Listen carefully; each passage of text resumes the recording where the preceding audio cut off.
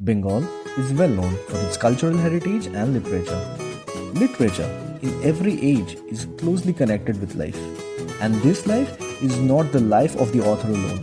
Rather, in a wider sense, the entire human life that exists encircling him. Today, we from Alternate Reconciliations present to you a Bengali myth drama.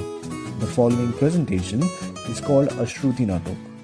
It basically means a drama which is heard but not seen. Our work is highly inspired by the popular radio show Sunday Suspense.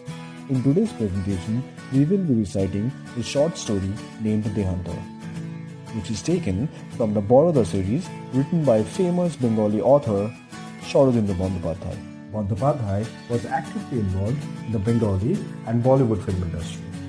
He has gifted us with amazing characters like Detective Byomkesh Bakshi.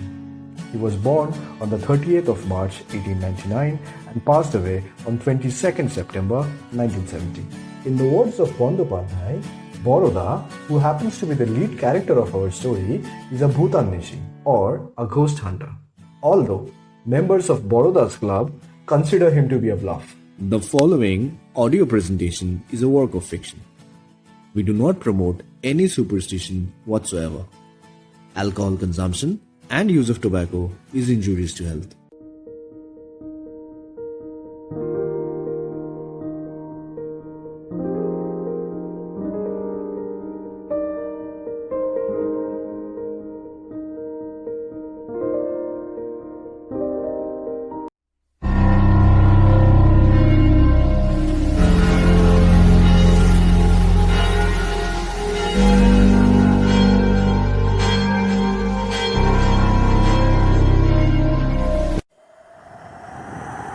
যারা প্রেতজনিতে বিশ্বাস করে না তাদের জোর করে বিশ্বাস করানো উচিত নয়। আমি কখনো সে চেষ্টা করিনি। কেবল একবার ক্লাবের চাকরকে ভাঙের শরবত তৈরি করবার ফরমাইশ দেওয়া হয়েছিল। আমরা সবাই যথারীতি শরবতের অপেক্ষা করছিলাম। এরকম পরিবেশের মধ্যে বড়দা যখন বলল যারা প্রেতজনিতে বিশ্বাস করে না ইত্যাদি, তখন একটু ভয় পেলাম। কিন্তু বড়দা যখন ফণিতা করেছে তখন আর নিস্তার নেই। ভাগ্যক্রমে এই সময় শরবত এসে পড়ল। আমরা সবাই আনন্দের সঙ্গে একটি করে ঠান্ডা গ্লাস তুলে নিলাম হাতে। আমাদের ক্লাবের সদস্য পৃথ্বী শরবতের গ্লাসের কানায় চুমুক দিয়ে বলল, আহ, দুনিয়াটাই যদি মন্ত্র বলে শরবতের মতো ঠান্ডা হয়ে যেত। দুনিয়া বলতে ঠিক তুমি কি বোঝো? আমাদের ভারতবর্ষে এমন অনেক জায়গা রয়েছে যেখানে এখনো বরফ পড়ছে। গত বছর ঠিক এই সময় পাহাড়ে ঘুরতে গিয়েছিলাম। আমার ছোট শালা সেখানে বদলি হয়েছিল, তারই নিমন্ত্রণে মাসখানেক গিয়েছিলাম। সেখানকারই একটা ঘটনা আজ তাহলে তোমাদের বলি শোনো। তবে এই ঘটনার পাত্রপাত্রী আজও জীবিত, তাই হিল স্টেশনের নামটা আমি আর উল্লেখ করলাম না। হিল স্টেশনে যারা থাকেন তাদের স্বভাব চরিত্র অনেকটা বিলিতি ঘেঁষা হয়ে পড়ে। পুরুষ মহিলার একসাথে বসে খাওয়া দাওয়া করা, ডিনারের শেষে 2-1 পেগ হুইস্কি, পোর্ট ইত্যাদি, এই সবই সামাজিক ব্যবহারের একটি অঙ্গ হয়ে পড়েছে। দোষ দেওয়াও যায় না। শীতের রাজ্যে শীতের নিয়ম মেনে চলাই ভালো। হিল স্টেশনে 2-4 দিন থাকতে না থাকতেই শরীর ও মন বেশ ফুরফুরে হয়ে উঠল। আমার শালাটি বেশ মাংসাশী, রোজ মুরগি মাটনের শ্রাদ্ধ চলছে। তার উপর পাহাড়ে ঘুরে বেড়ানো, ঘন্টায় ঘন্টায় খিদে পায়। জায়গাটা সত্যিই চমৎকার। যেমনি জল হাওয়া তেমনি সুন্দর তার প্রাকৃতিক সৌন্দর্য। বেশ কয়েকটি নতুন বন্ধুও জুটে গেল। এখানে 10-12 ঘর বাঙালি আছে, সকলে ভারী মিশুকে। নতুন লোক পেলে খুব খুশি হয়। একটি ছোকরার সাথে আলাপও হলো। নাম প্রমথ রায়। ভালো সরকারি চাকরি করে, অবিবাহিত। যেমন মিষ্টি চেহারা তেমনই সুন্দর স্বভাব। মনটা অতি আধুনিক হলেও ঠিক উগ্র নয়। প্রায় রোজই বিকেলে টেনিস খেলে ফেরার পথে সে আমাদের বাড়ি আসতো। ঘণ্টাখানেক আড্ডা, সাথে হালকা চা বা উইস্কি সেবন চলত। একদিন কথায় কথায় প্রেতজনী বা ভূতের প্রসঙ্গ উঠল। ওহে প্রমথ, তোমরা আজকালকার ছেলেরা তো ভূত পেতে বিশ্বাসই করো না। আমাদের বড়দা কিন্তু একজন পাকা ভূতজ্ঞানী ব্যক্তি। ভূতের প্রমাণ যদি চাও ওর কাছে পাবে। আপনি একজন শিক্ষিত ব্যক্তি হয়ে এইসবে বিশ্বাস করেন?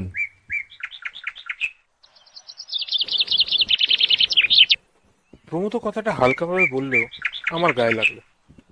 বললাম, শিক্ষিত ব্যক্তিরা এমন অনেকই জিনিসে বিশ্বাস করেন যেটা বিশ্বাস করতে অশিক্ষিত লোকও লজ্জা পায়।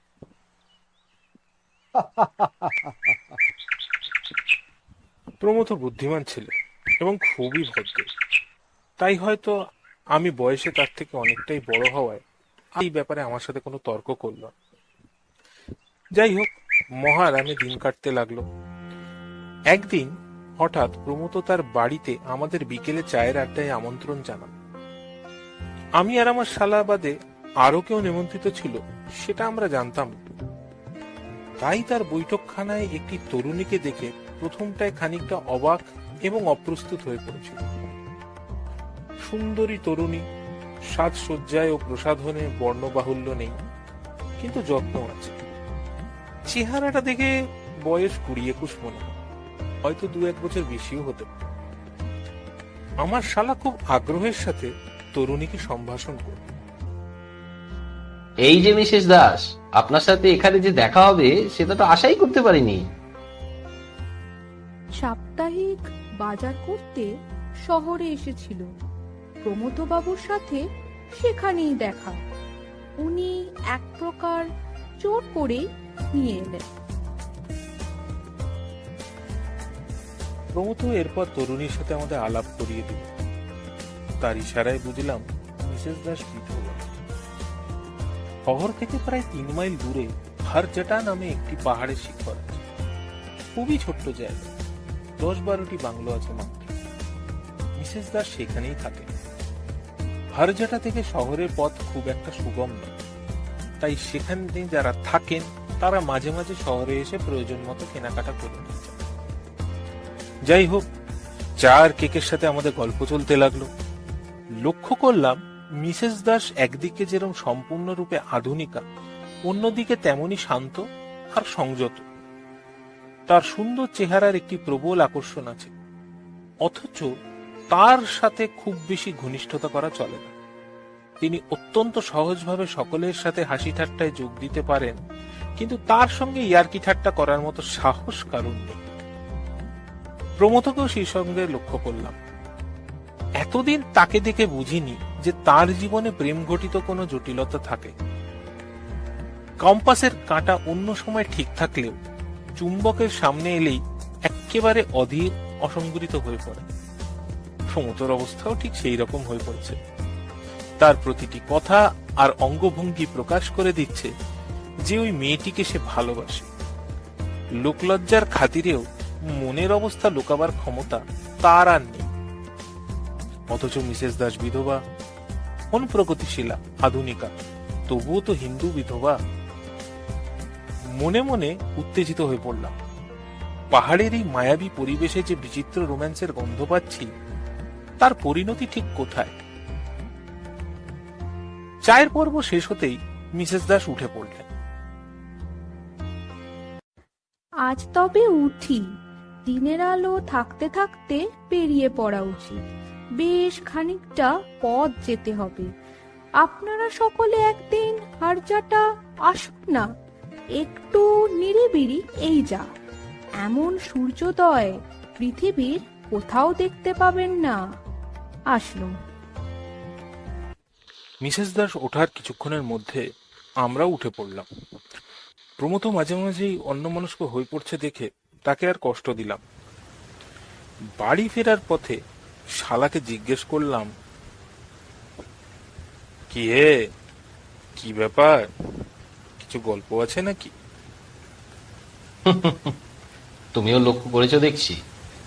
আমিও গুজব শুনেছিলাম, কিন্তু আজ সচক্ষে দেখলাম ও তো সাবিত্রীকে বিয়ে করার জন্য খেপে উঠেছে। তবে সাবিত্রী এ বিষয়ে কি মত? যতদূর শুনেছি সাবিত্রীর মত নেই। কেন, হিন্দু সংস্কার? তা বলতে পারি না। কিছুটা হিন্দু সংস্কার হতে পারে, আর কিছুটা মৃত স্বামীর প্রতি ভালোবাসাও হতে পারে। স্বামী কতদিন আগে মারা গেছেন? তা প্রায় 2 বছর হবে। ভদ্রলোক রেলে ইঞ্জিনিয়ার ছিলেন, আর হঠাৎই রেলেই কাটা পড়লেন।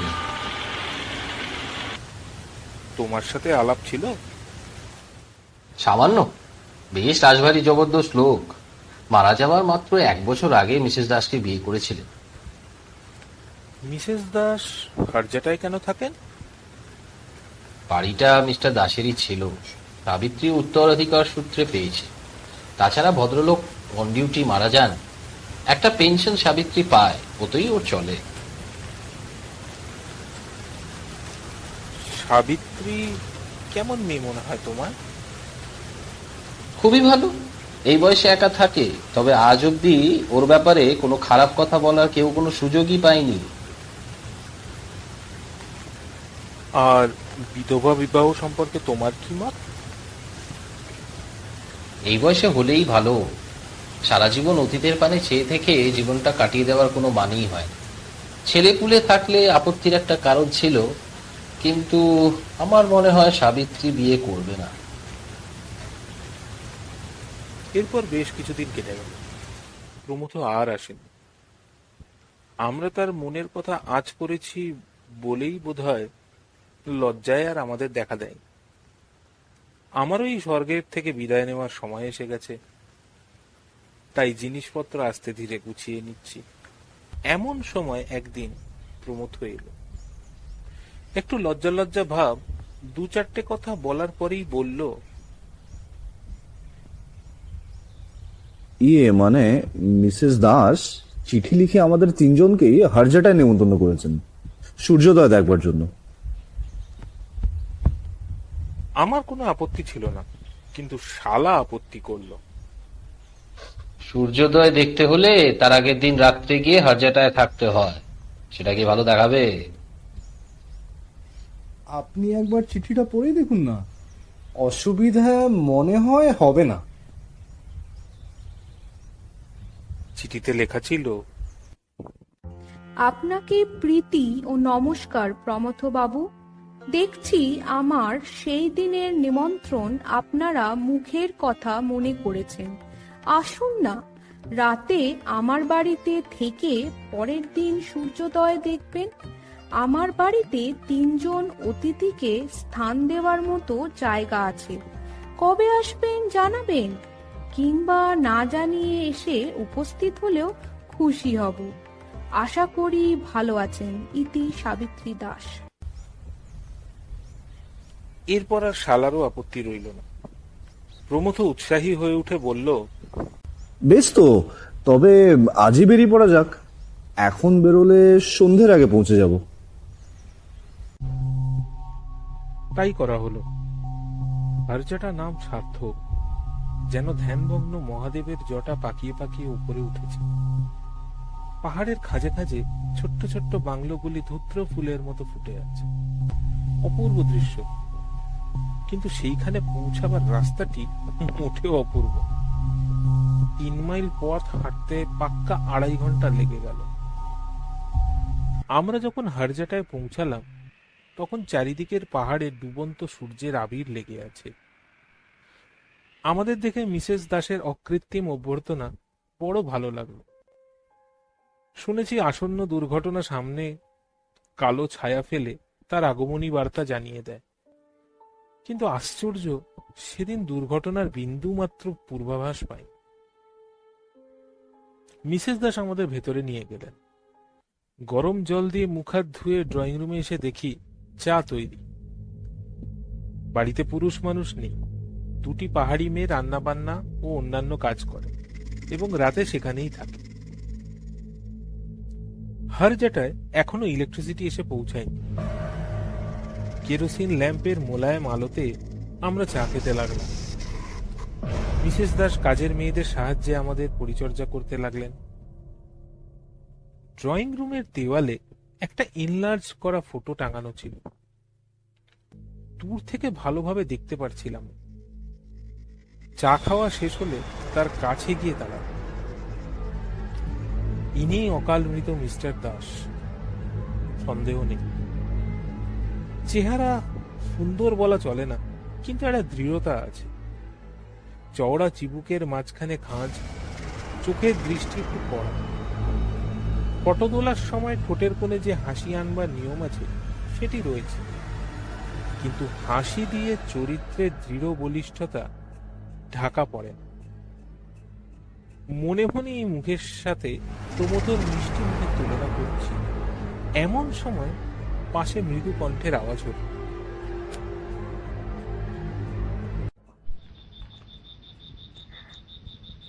আমার স্বামী। তারপর প্রমোদ এসে দাঁড়ালো। কিছুক্ষণ সব চুপ। হঠাৎ তিনি প্রমোদর দিকে চাইলেন। তার মুখখানি শান্ত, মুখ দেখে মনের কথা বোঝার উপায় নেই। তবুও সন্দেহ হলো, আমার মতো তিনিও বোধহয় প্রমোদর সাথে ফটোর তুলনা করবেন। আমি ভাবতে লাগলাম, ইনি প্রমোদকে বিয়ে করতে অস্বীকার করেছেন ঠিকই, কিন্তু প্রমোদর সম্বন্ধে কি তার মনে কোনো দুর্বলতা নেই? এই যে আজ তিনি আমার মতো একজন অপরিচিত লোককে নিমন্ত্রণ করে এনেছেন, এটা কি শুধুই লৌকিক সহৃদয়তা, না এর আড়ালে একজন বিশেষ ব্যক্তিকে কাছে পাওয়ার আশা লুকিয়ে আছে? প্রমোদর অবস্থা আজকেও ঠিক আগের দিনের মতো, চুম্বকের দিকে আকৃষ্ট কম্পাসের কাঁটা। ক্রমে রাত হলো। বাইরে পাহাড়ি হাওয়ার অতিপ্রাকৃতিক শোঁ শোঁ শব্দ কানে আসতে লাগলো। রান্নাবান্না শেষ হতে স্বভাবতই একটু দেরি হলো। ডিনারের পর মিসেস দাস বললেন, আপনারা শুয়ে পড়ুন। সূর্যোদয় দেখতে হলে ভোর 3:30-র সময় উঠতে হবে কিন্তু। অ্যালার্ম ঘড়ি আছে কি? না, তবে সে নিয়ে ভাববেন না। আমি ঠিক সময় আপনাদের ঘুম থেকে ডেকে দেব। কিন্তু আপনার ঘুম যে ভাঙবে তা ঠিক কি? আমি ঘুমাবো না, এই ঘন্টা বই পড়েই কাটিয়ে দেব, আমার অভ্যেস আছে। আমরা অবাক হয়ে তার দিকে চেয়ে রইলাম। আমরা ঘুমাবো আর ভদ্রমহিলা সারা রাত জেগে থাকবে?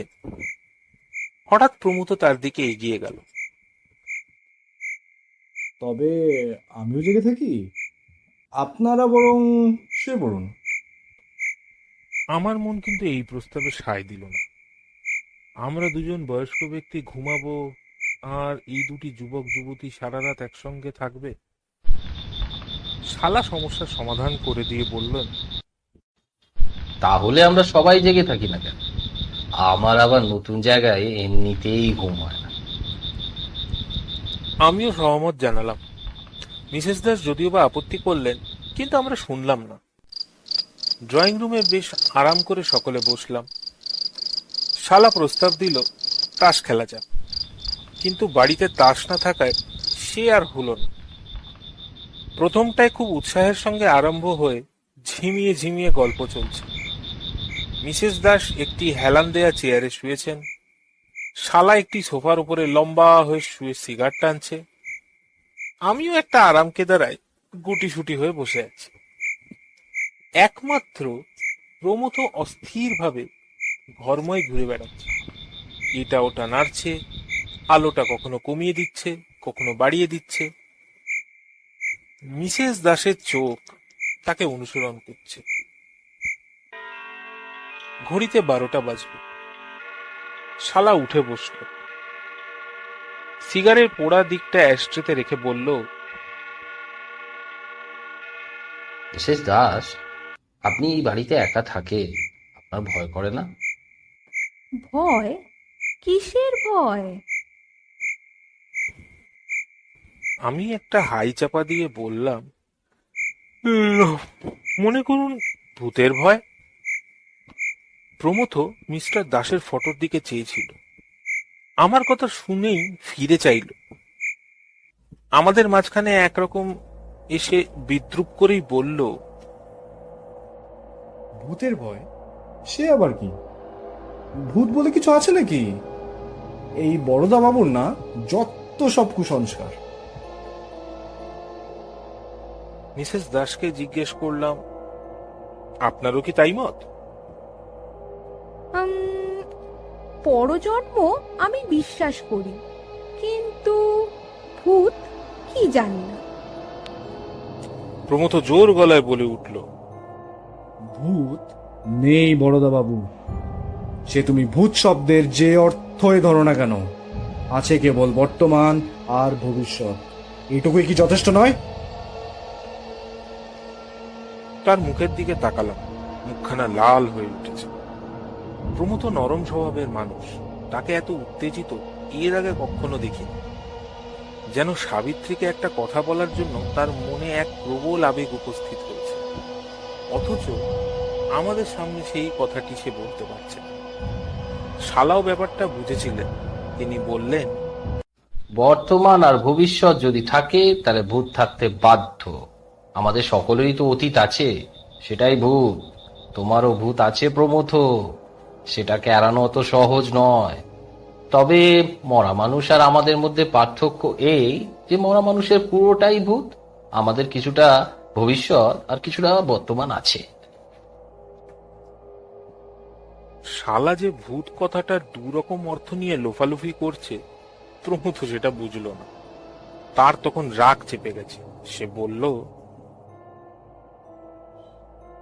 ওসব হেয়ালি আমি বুঝি না। মৃত্যুর পর আত্মা যে বেঁচে থাকে সেটা প্রমাণ করতে পারেন কি? আমি কিছুই প্রমাণ করতে চাই না। প্রেতজনী সম্পর্কে বড়দা খবর রাখে, ওকেই জিজ্ঞেস করো না। দেখুন প্রমথবাবু, যে লোক জেগে ঘুমোয় তাকে জাগানো যায়। আপনিও যদি বিশ্বাস করবেন না বলে মনস্থির করেই রাখেন, তাহলে আপনাকে বিশ্বাস করানোর সাধ্য কারণ নেই। তবে এইটুকু বলতে পারি যে অনেক বৈজ্ঞানিক, বুদ্ধিমান, প্রতিভা সম্পন্ন লোক প্রেতজনিতে বিশ্বাস করেছেন, যেমন William Crookes, Oliver Lodge, Conan Doyle. Pramatha মুখ শক্ত করে বলল, আমি বিশ্বাস করি না বড়দা বাবু। যদি প্রমাণ করতে পারেন প্রমাণ করুন, নইলে কেবল কয়েকটি বিলেতি নাম আওড়ে আমাকে কাবু করতে পারবেন না। একটু রাগ হলো। বললাম, বেশ, বিশ্বাস করা না করা আপনার ইচ্ছে, কিন্তু চেষ্টা করে দেখতে দোষ কি? মিসেস দাস, আসুন প্ল্যানচেট করা যাক। তিনি একটু ভয় পেয়েই বললেন, প্ল্যানচেট? ভূত নামাবেন? প্রমথবাবুর অবিশ্বাস ভাগাবার আর তো কোনো উপায় দেখছি না। তবে আপনার যদি ভয় করে, না থাক, তাহলে আর কাজ নেই। না, ভয় করবে না। হঠাৎ একবার প্রমথর দিকে তাকিয়ে বললেন, বেশ তো, কি চাই বলুন। বেশি কিছু নয়, শুধু একটা তেপায়া টেবিল হলেই চলবে। আমি তখন দু চার কথায় প্ল্যানচেটের নিয়ম বুঝিয়ে দিলাম। তারপর আলোটা কমিয়ে দিয়ে চারজনে টেবিলটা ঘিরে বসলাম। কাকে ডাকা হবে? যাকে ইচ্ছা ডাকা যেতে পারে, তবে এমন লোক হওয়া চাই যাকে আমরা সবাই চিনি, অন্তত যার চেহারা আমাদের সকলের জানা আছে। আমরা যেখানে বসেছিলাম তার একটু দূরেই দেওয়ালে মিস্টার দাসের ছবি টাঙানো ছিল। প্রমথ বসেছিল ছবির দিকে পিঠ করে, আর মিসেস দাস ছিলেন প্রমথর ঠিক সামনে। মিসেস দাস ছবির দিকে চোখ তুললেন, সঙ্গে সঙ্গে আমাদের চোখও সেই দিকেই গেল। অল্প আলোতে ছবিটা পুরোপুরি দেখা যাচ্ছে না, খালি মুখের দিকটা স্পষ্ট হয়ে আছে। মিসেস দাস চোখে প্রশ্ন নিয়ে আমার দিকে চাইলেন। তার না বলা প্রশ্ন বুঝে আমি বললাম, হ্যাঁ, ওকেই ডাকা যাক। আমি যদিও ওকে দেখিনি, তবুও ছবিতেই কাজ চলবে। সবাই মনে মনে ওর কথা ভাবুন। আঙুলে আঙুল ঠেকিয়ে চোখ বুজে মিস্টার দাসের ধ্যান শুরু হলো। প্ল্যানচেটের টেবিলে যখন আত্মার আবির্ভাব হয় তখন টেবিলটা নড়তে থাকে। মনে হয় টেবিলের মোড়া কাঠে একটা প্রাণ সঞ্চার হয়েছে। আমরা প্রায় 10 মিনিট এইভাবেই বসে রইলাম, কিন্তু টেবিলে প্রাণ সঞ্চার হলো না। তখন চোখ খুলে আর সকলের দিকে তাকালাম, কিন্তু প্রমথর কে দেখেই বুঝলাম যে প্রেতের আবির্ভাব হয়েছে, তবে টেবিলের উপর নয়, মানুষের উপর। এমন মাঝে মাঝে হয়। তার মুখটা বুকের উপর ঝুলে পড়েছে, চেহারাটাও কিরকম পাল্টে গেছে। প্রেতের উদ্দেশ্যে প্রশ্ন করলাম, কেউ এসেছেন কি? প্রমথ আস্তে আস্তে মুখ তুলল, তারপর টকটকে রাঙা চোখে খুলে মিসেস দাসের দিকে এক দৃষ্টিতে চেয়ে রইল। আমি হাত বাড়িয়ে আলোটা বাড়িয়ে দিলাম। এতক্ষণে প্রমথর মুখ ভালোভাবে দেখা গেল। তার মুখ দেখে আমি ভয় পেয়ে গেলাম। কঠিন হিংস্র মুখ, চোখের দৃষ্টি জলজল করছে। এই দৃষ্টি প্রমথর নয়, যেন তার চোখের ভিতর দিয়ে অন্য একজন আমাদের দেখছে। মিসেস দাস সম্মোহিতের মতো তার দিকে চেয়ে রইলেন। হঠাৎ প্রমথ উগ্রকণ্ঠে বলে উঠল,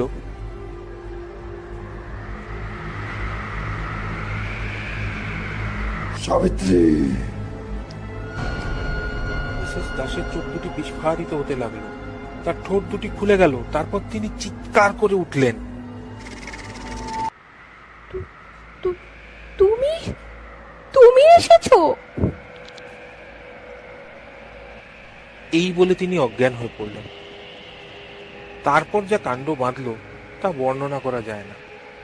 প্রমথ লাফিয়ে উঠে দাঁড়ালো, তার মুখ দিয়ে ফেনা করাচ্ছে। তাকে ধরতে গেলাম, তবে আমার সাধ্য কি তাকে ধরি? তার গায়ে অসুরের শক্তি। আমাকে এক ঝটকায় দূরে সরিয়ে দিয়ে সে সাবিত্রী অজ্ঞান দেহর উপর ঝাঁপিয়ে পড়ল। তাকে 2 হাত দিয়ে ঝাঁকানি দিতে দিতে গড়াতে লাগলো। তুমি তুমি আবার বিয়ে করতে চাও? ওনা দেব না। ভেবে দেখো, প্রমথর মুখ দিয়ে এইসব কথাগুলো বেরোচ্ছে, কিন্তু আমাদের তখন আর ভাববার সময় নেই। এরই মধ্যে আওয়াজ পেয়ে কাজের মেয়ে দুটি এসে মিসেস দাসকে ধরাধরি করে ভিতরের ঘরে নিয়ে গেল। আমি আর শালা কোনো মতে প্রমথকে ধরে তাকে টেনে নিয়ে চললাম স্নানের ঘরের দিকে। সেইখানে তাকে মেঝেতে ফেলে মাথায় বালতি বালতি জল ঢালতে লাগলাম আর চিৎকার করে বলতে লাগলাম, আপনি চলে যান, আপনি দয়া করে চলে যান। আমি যাব না, সাবিত্রীকে বিয়ে করতে দেব না, যাব না আমি। দাঁত ঘষে ঘষে প্রমথ বলতে লাগলো। আমরা জল ঢালতে লাগলাম। ক্রমে তার আওয়াজ কমে এলো। প্রায় আধ ঘন্টা পরে যখন সে প্রায় নিস্তেজ হয়ে পড়েছে, আমরা তাকে নিয়ে গিয়ে সোফায় শুইয়ে দিলাম। তখনও সে বিড়বিড় করে বকে চলেছে,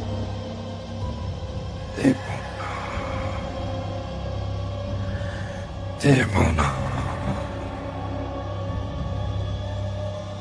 শালাকে বসিয়ে আমি মিসেস দাসের কাছে গেলাম। ততক্ষণে তার জ্ঞান ফিরেছে। আমাকে দেখেই উনি কেঁদে উঠলেন আর বললেন, এ কি হলো বর্দা বাবু, এ কি হলো? মেয়েদের মনের অন্তরতম কথা যখন প্রকাশ হয়ে পড়ে তখন তাদের লজ্জা আর ভয়ের অন্ত থাকে না। কান্নাই তখন তাদের একমাত্র আবরণ।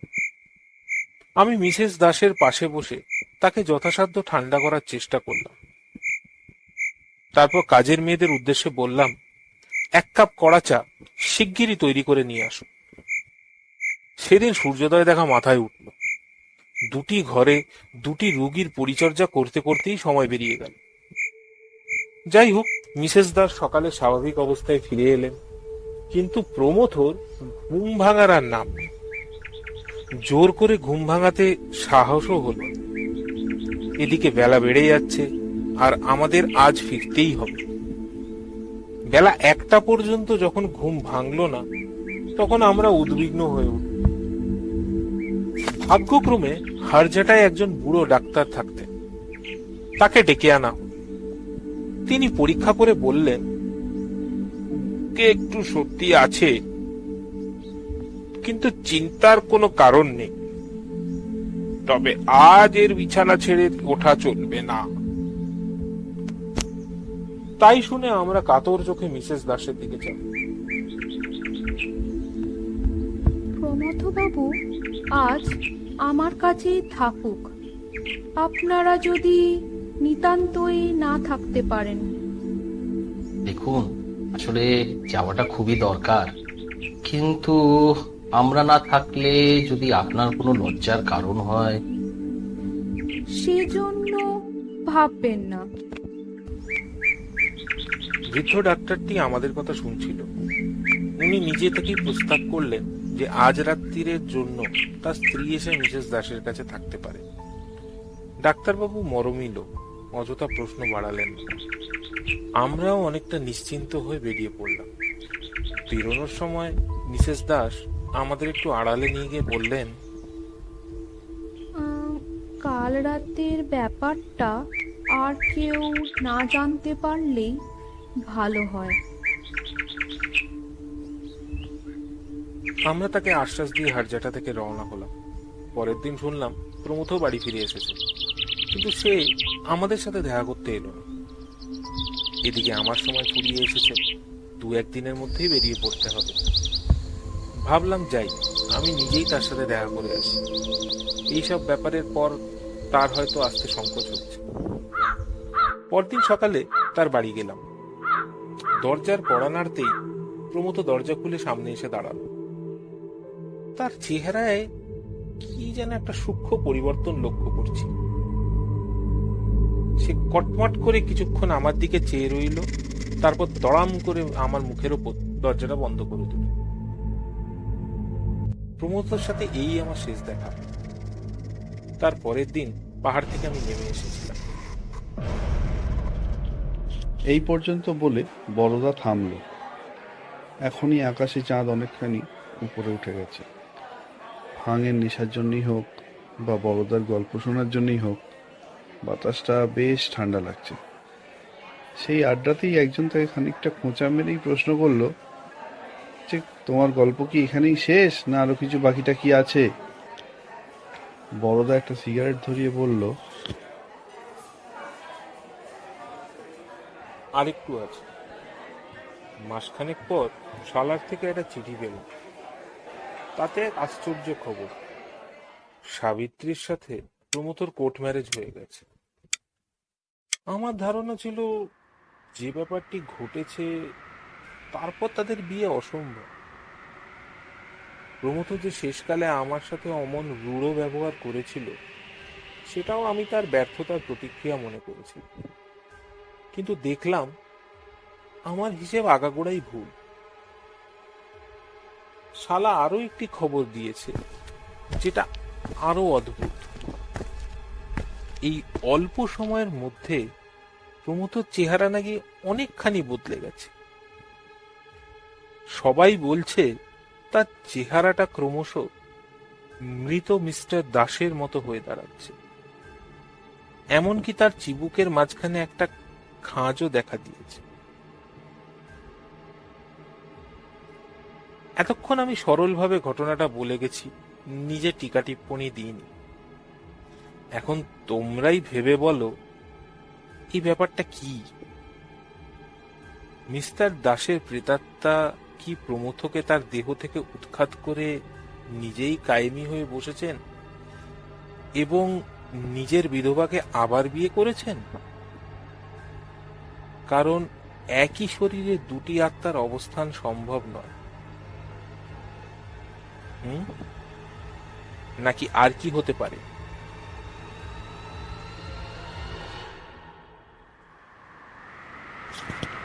এই প্রশ্নের উত্তর সকলেরই অজানা। বড়দা তখন খানিকটা নিজের মনেই বলে উঠল, যদি তাই হয় তাহলে প্রমথর আত্মাটার কি হলো? কোথায় গেল সে?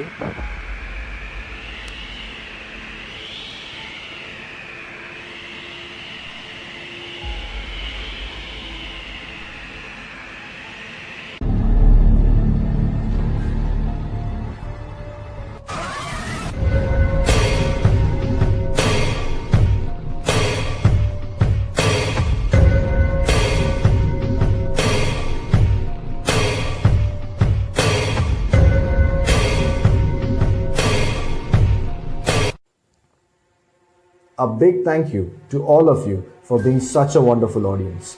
A shout out to our cast and crew: Boroda Deban Banerjee, Shalok Tarak Kumar Singh, Promotho Ratul Sen, Mrs. Dash Monadipa Mullik, narrator Shoman Bhattacharya, videography, music, poster design Anamika Sarkar, Monadipa Mullik, direction and script writing Ratul Sen.